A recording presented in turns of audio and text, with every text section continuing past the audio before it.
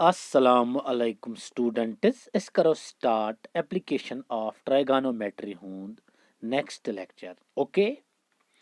Yath mas karo is question number 15 start. Question number 15 vanan dapan a straight highway leads to the foot of a tower. Dapan ak straight highway chu ak straight wath chu yes straight wath chu yeh chu kotay gasan yeh gasan ekis tower ekis footas tamat kotay yeh tower emkis footas tamat chi gasan straight highway clear. A man standing at the top of the tower दपन यह tower अमकिस टॉपस पे अख नफर खड़ा clear अगर यह tower यह highway यह highway ये पे स्टार्ट गसान सपोज ये पे नफर खड़ा clear stands at the top of a tower observes a car at an angle दपन यह ये पे नजर दिवन अमिस पे ये नजर कार कुन कत कुन सपोज यह कार कुन अमिस नजर पेवन ये अमिस नजर पेवन चोवेन पे त्रावन नजर अत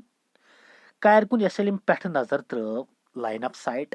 यह गई हॉरिजॉन्टल लाइन यह गो एंगल ऑफ डिप्रेशन क्लियर तिकाज ऑब्जेक्ट बिलो हॉरिजॉन्टल लाइन अम सात बनावन 30 डिग्री एंगल कूता बनावन 30 डिग्री एंगल बनान मगर तुम पे यह हॉरिजॉन्टल लाइन यप यह गो ट्रांसवर्सल यह पान वे पैरेलल यह एंगल गो ये बराबर यह गो 30 आल्टरनेट इंटीरियर एंगल्स छा क्लियर किन दपन बनो angle of depression 30 degree clear which is approaching the foot of the tower with a uniform speed. दपन यह कार पकन अमि टावर किस फुटस तामत यह टावर यह अमुक फुट ये कार कर स्टार्ट यह पकन यह कुन पचा वाच योतन सपोज दपन अमिस लफ्ज युन कोतान यह टावर अमकिस फुटस तामस अमिस युन तो यपर नफरा अख बिचोर सह खड़ा अम त्रो ये नजर ये कार कुन गोडनेथ बनोन यपर गई हॉरिजॉन्टल लाइन बनोन ये 30 डिग्री एंगल बनोन एंगल ऑफ डिप्रेशन मगर अस दोप यह एंगल ये बराबर तिकाज यम alternate interior angles line parallel alternate interior angles बराबर दपन ये 30 डिग्री बनो यह फुट यह पाथ यह कर अप्रोच फुट ऑफ टावर यह फुट ऑफ टावर ये फुट ऑफ टावर मगर यह कार यह पकन यूनिफॉर्म स्पीड सान तो पई a body is set to be in uniform speed ये सा इक्वल डिस्टेंस कर cover equal intervals of time मिसाल अगर सपोज यह थो टाइम यह थो इंटरवल ये पे यह गो ब्याक यह गो ब्याक यह गो ब्याक यम थे 3 इंटरवल थया डिस्टेंस इंटरवल यम 10 मीटर यम 10 कुछ गाड़ लगन 2 मिनट यम 10 कर यम 2 गो यम सात speed Yemen uniform speed because ये गई cover equal distance in equal intervals of time go a body is said to be in uniform speed if it covers equal distance in equal intervals of time no matter how small these intervals are go uniform speed san chi pakan yotan cha pakan with uniform speed 6 seconds later the angle of depression of the car is found to be shear degree ये car पचुन पचा तो पाई अच्छी can के speed आसन एमिक speed सन ये was की यथ points पे क्लियर छा ये वाज ए पॉइंट ये वाज बी पॉइंटस पे वाजा किन यह कार ए पे बीस तान लग अमिस अमिस लग 6 सेकंड वातनस कच ए पे बी पॉइंटस तान लग अमिस 6 सेकंड वातनस क्लियर यह पकन यूनिफॉर्म स्पीड सान गो योत तान लग ए पे बीस तान कच सेकंड 6 सेकंड तो टू बी शेयर डिग्री मगर ये यथ बी पॉइंटस पे वाच ओतान लग अमिस कच 6 सेकंड यपर दपन ये त्रो नफरन बे नजर अम त्रो नजर होतन गाड़ अम कोर बे कुन अम त्रो बे नजर गाड़ वोसम योतन वसा गो यह गई बे नजर यह गई हॉरिजॉन्टल लाइन यह गई एंगल ऑफ क्या डिप्रेशन अम सात बनो अम 6 डिग्री एंगल कूता बनो 6 डिग्री एंगल मगर तुम पई यह एंगल गो ये बराबर यम ति गई आल्टरनेट इंटीरियर एंगल्स क्लियर छा किन बनो अम 6 डिग्री एंगल अम सात find the time taken by the car दपन तुम वनु सा अमिस कार कूता टाइम लगे कूता टाइम लगे अमिस to reach the foot of the tower from the point दपन इस पॉइंट अम पॉइंट पे मिसाल अम कोर तत तन कतन ये कार ये पे वाच योतन वाचा अत पे फुट ऑफ दपन तुम वनु सा ये पे ताकि योतान कूता टाइम लगे अमिस वातनस ये पे योतान लगे 6 सेकंड वो वुच 6 सेकंड वह वन ये पे अगर ए पॉइंट सपोज थो यह बी यह सी ऐसे वन बी पे सी तम कच सेकंड लगे अमिस कूता टाइम लगे अमिस क्लियर गो अगर फिगर कुन दिमो नजर यह फिगर बन क्लियर ए बी अगर एक्सप्लेन कर बह यह बी पॉइंट्स पे कार क्लियर नफरन त्रो नजर ये पे योतान line of sight horizontal line angle of depression 30 degree clear मगर ये लाइन ये पैरेलल गो ये एंगल गो ये बराबर गई अल्टरनेट इंटीरियर एंगल्स क्लियर गो angle P A B is equal to angle A B D alternate interior angles छा किन वन अम कर गाड़ यह पकान यम नफरन त्राय बिचार नजरा यम बनो 30 डिग्री एंगल अम त्रो ब्याक नजर यह वजम योतन तिक गाड़ पकान विद यूनिफॉर्म स्पीड ये योतन वज गाड़ अम त्रो बे नजर बिचार लाइन ऑफ साइट यपर गई horizontal line angle of depression यह 60 डिग्री मगर यप लाइन ऑफ साइट यह ट्रांसवर्सल यह लाइन ये पैरेलल यह ट्रांसवर्सल यह बराबर गो यह गो 60 डिग्री कुत गो 60 डिग्री वोत योतन दपन तुम वन सा यम बी यह सी पॉइंट पे डी एस तम योत तान अस वन कि ये पे योत तान ताकि योत तान कूता टाइम लगे अमिस वातनस बी पे सी एस तान लगन कस सॉरी 5 सेकंड लगन बी पे सी एस तान नजर कस सेकंड लगन अमिस बी पे सी एस तम अमिस लगन There is the foot of the tower, a man standing at the tower, depression 30 degree, uniform speed, 6 seconds later, the angle of depression, 6 seconds, sorry, 6 seconds. Go image B pet CS lagan cus second, 6 seconds, she was lagan jota vatna share. Clear? C pet DS time choice on ke emis kuta time like. Okay, third another is kya karo idhar. Height of tower, shota pai AD she ke. AD thermos height of tower, clear? Angle of depression at first point that is B. B point is पर क्या बन angle of depression? Angle of depression means A P A B. So बराबर angle A P D S. So angle of depression so 30 degree छा. At point B that is angle P A B is equal to angle A B D. P A B is equal to angle A B D. ये चुत्र alternate interior angles. यहाँ angle of depression at second point. Second point is पर ये was CS pet. And such angle of depression A P C is equal to angle ACD. You to share together. These are alternate interior angles. याद थो यम दोनों alternate interior angles. Alternate interior angles. Clear? ये angle तो ये angle यपर ये angle तो ये angle away थो मे बराबर छा तिक मे ए बी सी तो बे ए बी डी जरूरत ए सी डी अवे लिख मे बराबर यम alternate interior angles. थो तो नजर वन ये वन तुलो एक ट्रायंगल वह गोड तुल बह गोड तुलन बह A C D in right angle triangle A C D A C D right angle at यथ पॉइंटस पे ऐ पई बाया कि 60 डिग्री एंगल छा किन in right angle triangle A C D right angle at D tan shirt is equal to AD by CD tan shirt को √3 AD पाई न कह CD तो पाई कह को अगर क्रॉस मल्टीप्लिकेशन करो CD इंटू √3 गो CD √3 is equal to AD छा या AD द्रा बराबर √3 CD द्रावा को AD द्रा बराबर √3 CD यलेस ACD राइट एंगल तुल यलेस ACD राइट एंगल तुल यलेस ACD राइट एंगल तुल अस द्रा बराबर AD 3 टाइम्स CD AD द्रा बराबर 3 टाइम्स CD वुच तव को AD द्रा बराबर 3 टाइम्स CD वह तुलो triangle ABD sorry full ABD तुलो यथ 30 degree acute angle in right angle triangle ABD अगर ABD राइट एंगल ट्रायंगल तुलन की A यह गो B यह गो D यह 90 डिग्री यथ पे 30 डिग्री एंगल छा सो गो in right angle triangle ABD right angle at B right angle at D tan 30 को बराबर परपेंडिकुलर डिवाइडेड बाय बेस गो AD divided by BD clear so गो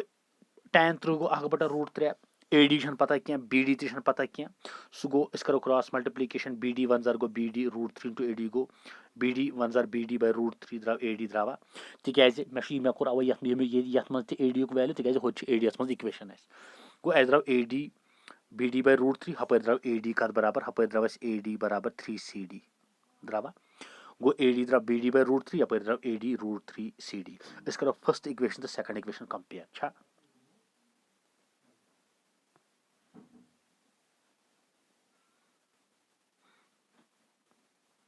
ये गई second equation clear from first and second we get योड़ AD गो √3 CD को बराबर BD by √3 so go √3 CD into √3 गो √3 का होल स्क्वायर CD छा किन क्लियर थो नजर इन तुम क्रॉस मल्टीप्लिकेशन ये सो गो root cancel 3 CD is equal to BD 3 CD is equal to BD clear 3 CD is equal to मगर अगर इस फिगर मज दिमो नजर BD कत बराबर BD बाया BC plus CD गो BD बदल हेक बह लिखित BC plus CD गो ये BD BD ये द्राव 3 CD is equal to BD करो लेखो BD बदल क्या लेखो लेखो BD बदल BC plus CD लिखा BD बदल BC plus CD यप 3CD ऑलरेडी 3CD ये बीट CD तार होने और ये बन minus 3CD 3CD minus CD is equal to BC गो 3 CD वालों CD से गो CD is equal to BC गई डिवाइड और CD नेर बराबर BC divided by 2 गो CD द्राव एस BC divided by 2 क्या द्राव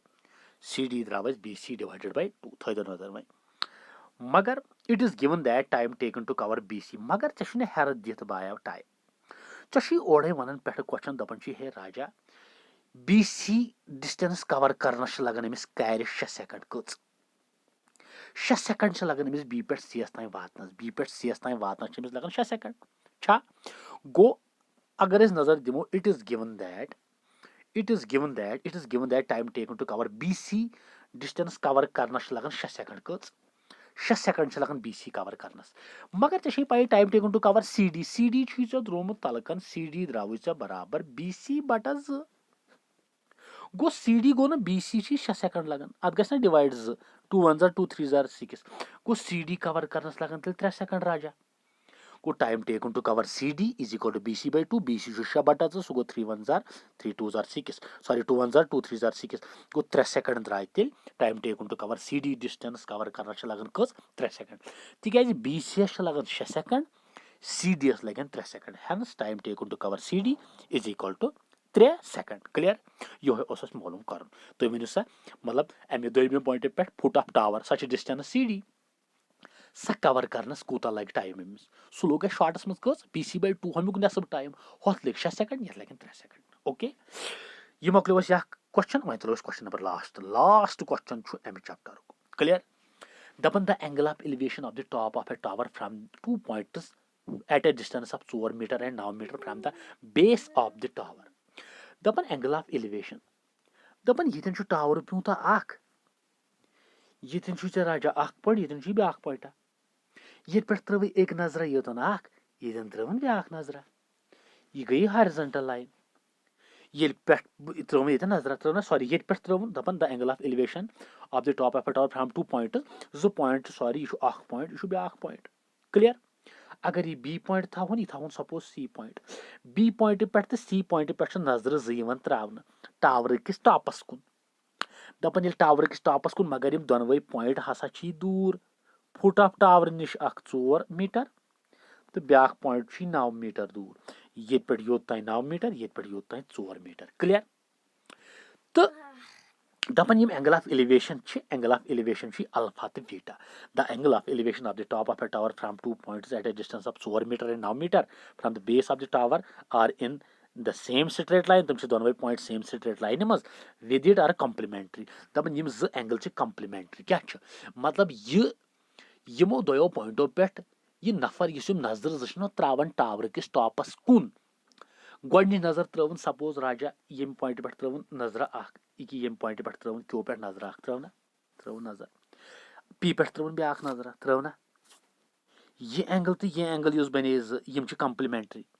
क्या कॉम्प्लीमेंट्री मतलब गो यमन हुन सम 90 डिग्री क्या 90 डिग्री क्लियर दपन the angle of elevation from 2 points यम दोनवे पॉइंट स्ट्रेट पाथ मज दपन सो एंगल ऑफ एलिवेशन क्या तुम दोनवे कॉम्प्लीमेंट्री क्या मतलब तुहद सम 90 डिग्री कूता मे थो यन अल्फा तो यह थो बीटा मे दोप कि ये क्यो पॉइंट पे एंगल बनावन ये टावर्स को नजर त्रावन angle of elevation line of sight horizontal line beta यम पॉइंट पे त्रावन line of sight horizontal line alpha गो यम दोनवे एंगल हसा कॉम्प्लीमेंट्री मीन्स यमन सम कूता 90 गो अख अल्फा ब्याक बीटा दोनवन सम 90 डिग्री क्लियर थो नजर वह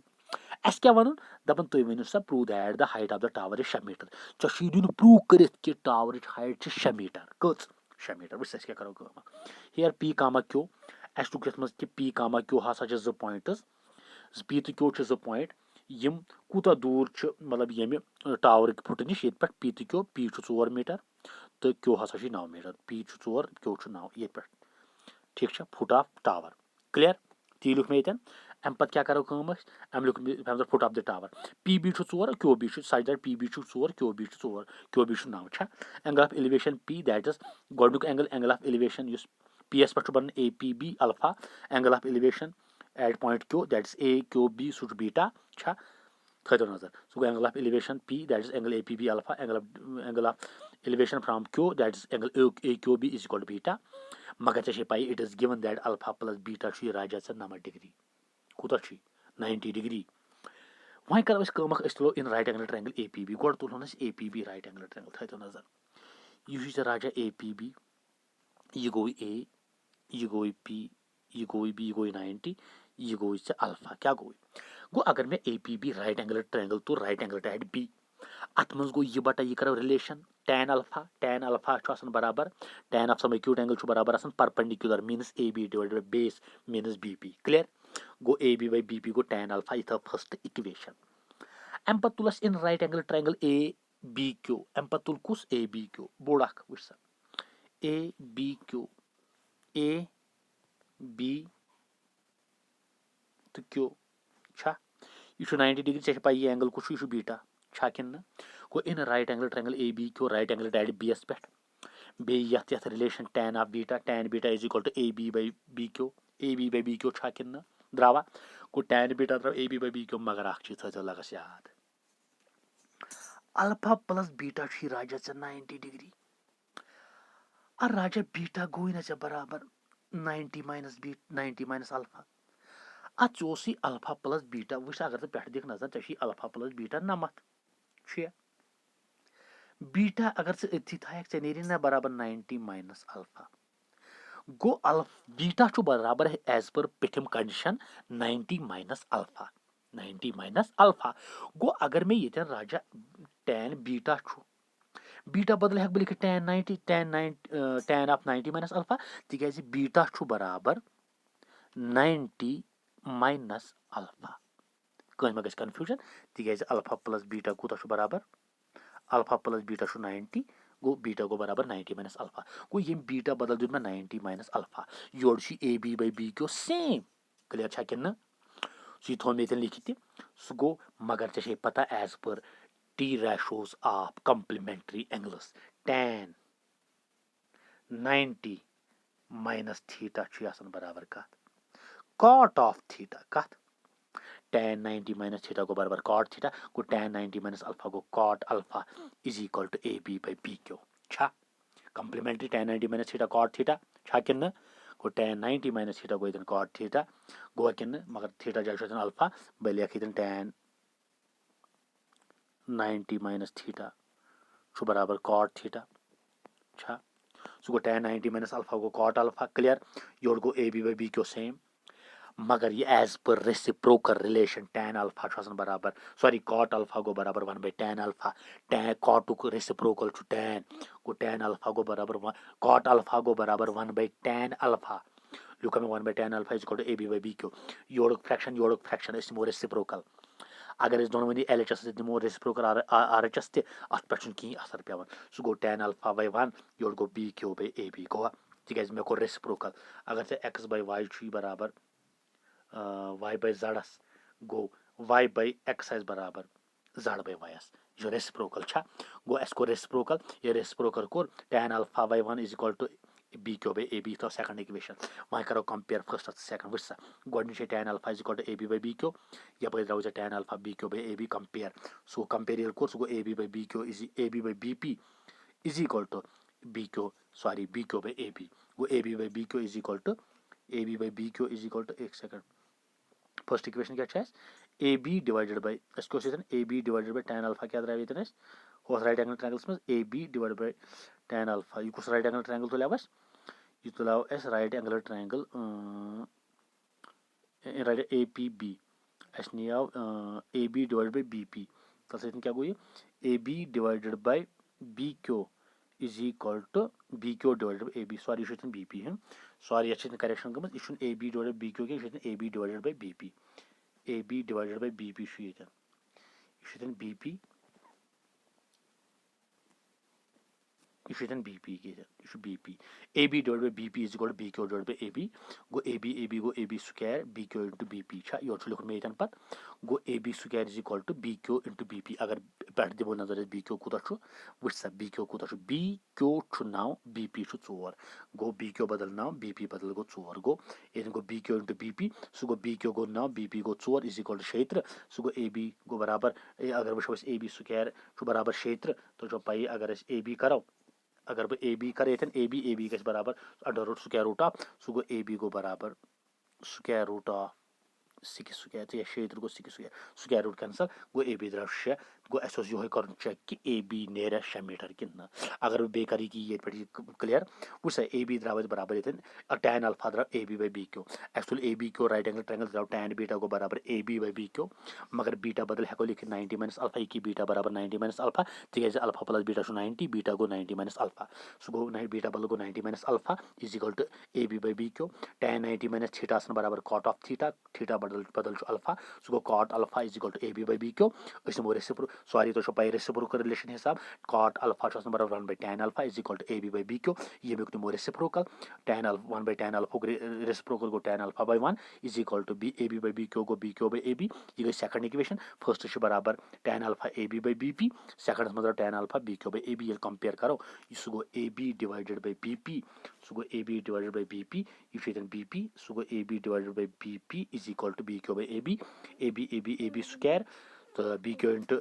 बी पी सह गो B Q into B P using given equation A B square गो बराबर बी क्यू 9 बी पी 4 9 तो 9 4 गो 6 सह गो ए बी स्क्वायर गो 6 सह गो ए बी गो बराबर अंडर रूट ऑफ 6 गो 6 स्क्वायर तो रूट कैंसल सह गो ए बी द्राव शॉर्टस में 6 गो ए बी द्राव 6 यह चेक कर प्रूव कर कि prove that height of tower is A B is equal to 6 metre सह द्राव ओके मकलो यह last question application of trigonometry हुंद तो यह मकलो चैप्टर तो होप कि तुम असल पे गुमुत अंडरस्टैंड तो यम पे तुलो इंशाअल्लाह रहमान नेक्स्ट चैप्टर बिहु अल्लाह ताला हाफिज अल्लाह ताला सवाल ओके अल्लाह